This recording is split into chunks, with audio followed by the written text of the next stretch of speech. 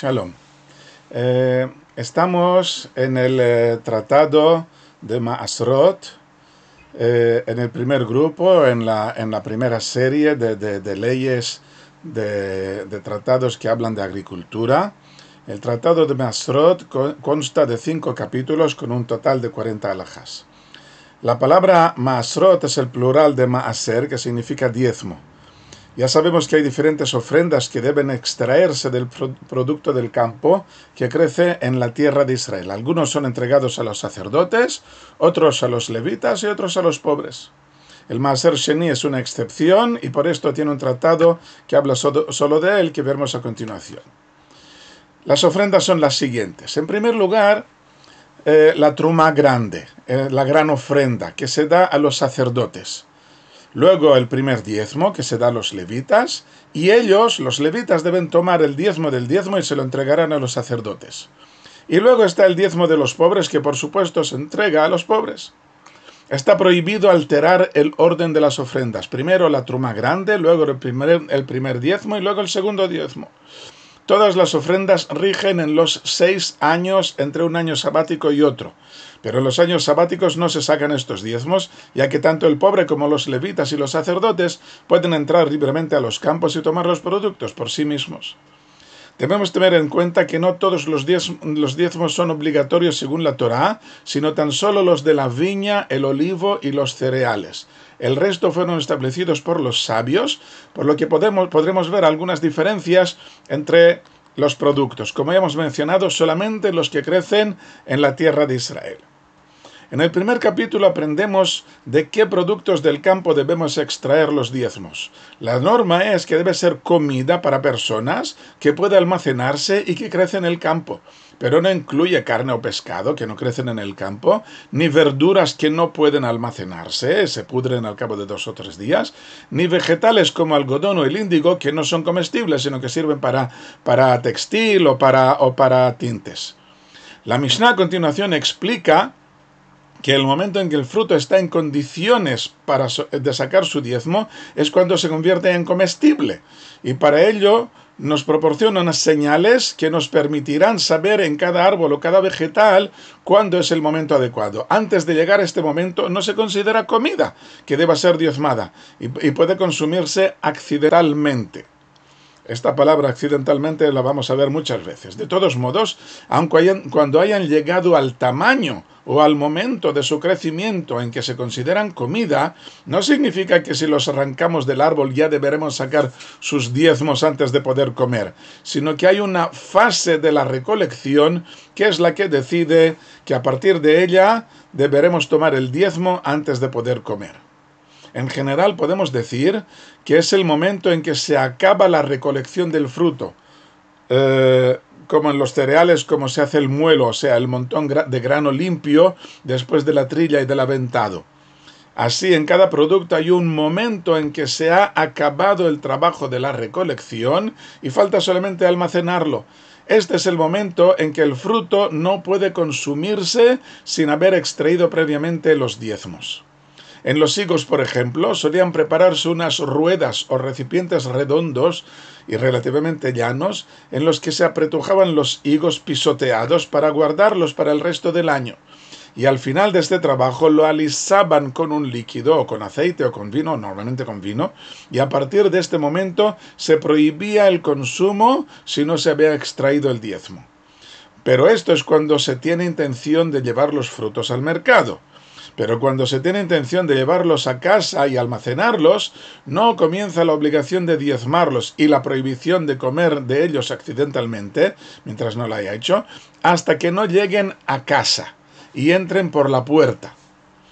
En el segundo capítulo encontramos una norma interesante que dice que mientras no hayan llegado los frutos a casa, como hemos visto, podemos comer accidentalmente de los frutos aún sin haber sacado los diezmos.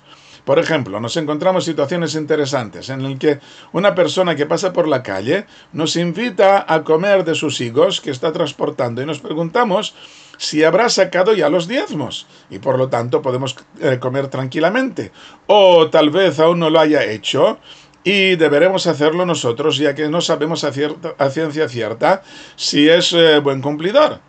Dice la Mishnah que si estamos en la calle y nos dice tomad y comed, podemos comer, ya que aún no han llegado a casa, que es donde comienza la obligación del diezmo.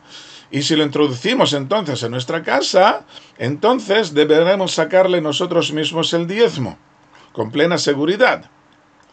Mientras que si nos dice tomad y llevadlo a casa, significa que él asegura que ya están obligados al diezmo, pero nosotros no sabemos si él lo ha sacado correctamente o no.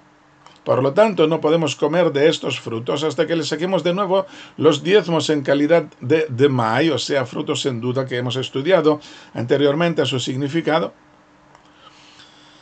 A continuación de esta Mishnah vienen otros ejemplos de cuándo es el momento clave o para qué personas puede considerarse clave y para cuáles no. Por ejemplo, si había gente sentada en una tienda y viene alguien y dice, tomad estos higos, los clientes que no están en su casa pueden comer accidentalmente, ya que los frutos aún no han llegado a casa, pero el dueño de la tienda no puede comer de ellos hasta que le saque el diezmo, ya que él sí que está en su propia casa.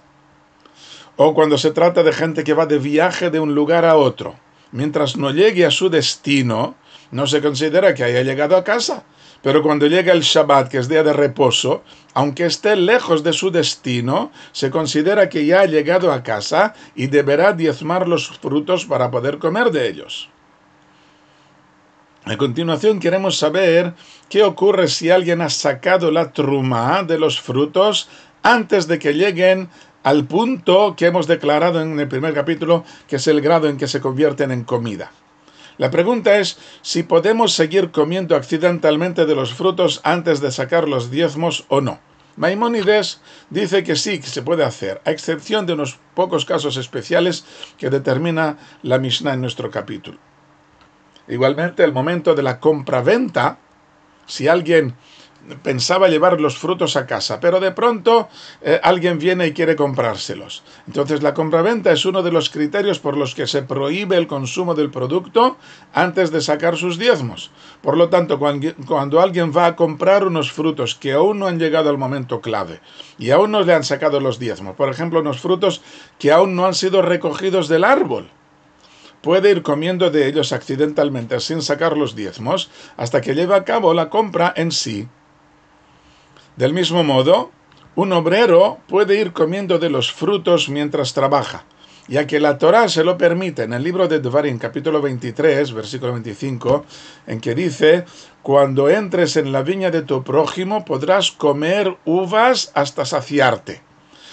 Y la Torá oral nos dice que se trata únicamente de los obreros. Ellos pueden comer de estos frutos, un viajante cualquiera no. Y esta comida no tiene nada que ver con el sueldo del obrero. Por lo tanto, se considera accidental y está exenta de la obligación de diezmarla. Hemos visto antes que cuando trae los frutos a su casa, puede comer accidentalmente de ellos mientras no hayan llegado a casa. En el tercer capítulo vemos las condiciones en que los obreros pueden comer accidentalmente de los frutos en los que están trabajando sin que se considere parte de su sueldo.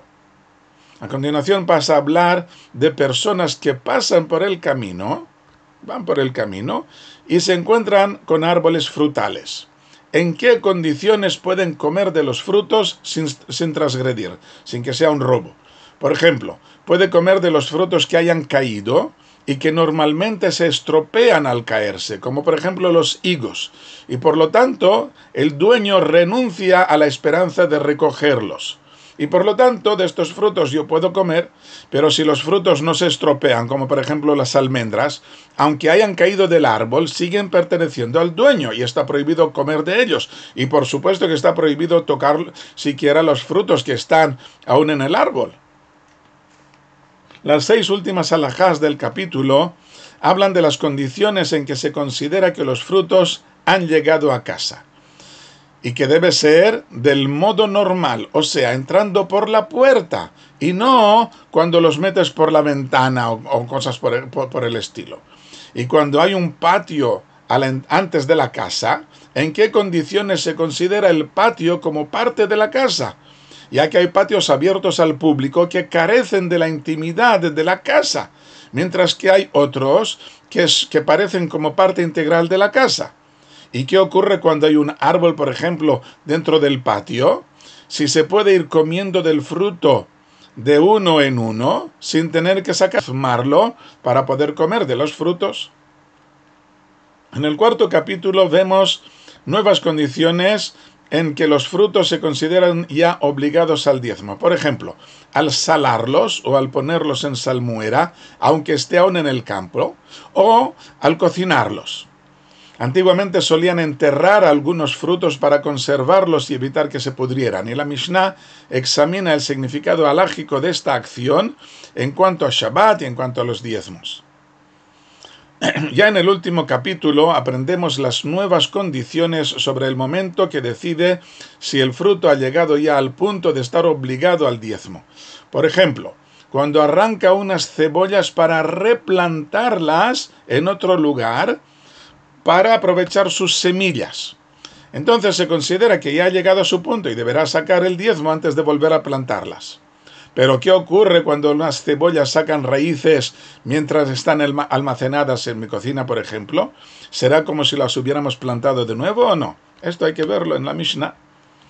También aprendemos que desde el momento en que los frutos han llegado al término que les obliga a sacarlos el diezmo, está prohibido venderlos a alguien de quien sospechamos que no lo hará, sino que deberemos nosotros hacerlo y venderlos ya diezmados. Como ya sabemos, los diezmos estaban destinados a los levitas y a los sacerdotes, que eran los responsables de la educación espiritual del pueblo y del servicio del templo. Pero también debemos saber que con el cumplimiento de estos mandamientos de agricultura se despertaba más aún la santidad de la Tierra Santa y hacía más posible que la influencia espiritual que está encerrada dentro de los frutos que han crecido en la Tierra Santa se reflejara en aquellos que los consumían. O sea, que el cumplimiento de estos mandamientos aumenta la santidad de la comida que nosotros consumimos y nos abre nuevas aptitudes que tenemos más o menos adormiladas en nuestra personalidad, y con todo esto nos convertimos en personas más santas, más positivas y más activas. Shalom.